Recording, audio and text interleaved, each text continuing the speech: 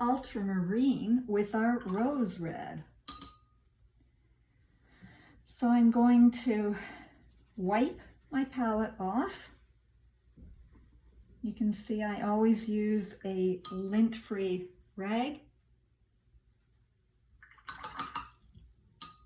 Some of the towels leave too much lint when you're trying to clean up and don't work as well with your brushes either.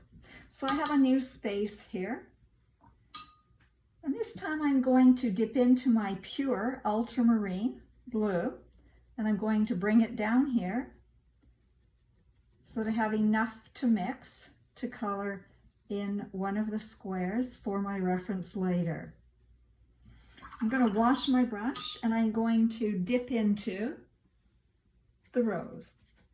Now we know that rose red is a cool red, and we know that because it has a bit of blue in it.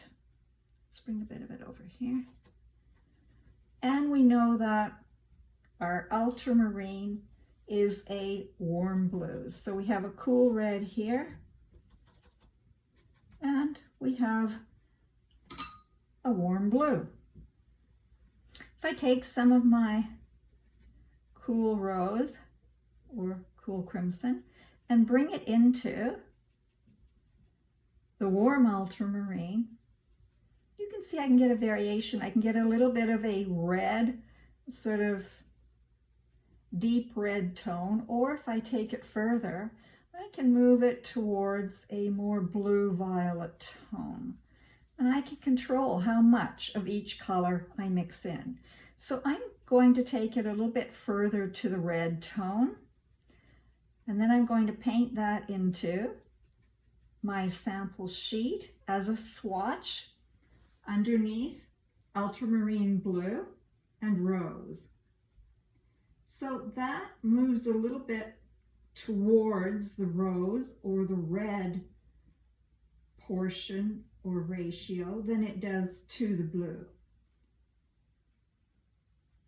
You can see after I paint that in,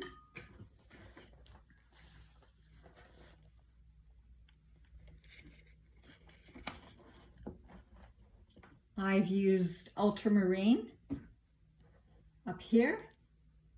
I've combined the ultramarine with rose, and I painted it into my swatch right here so I have a reference.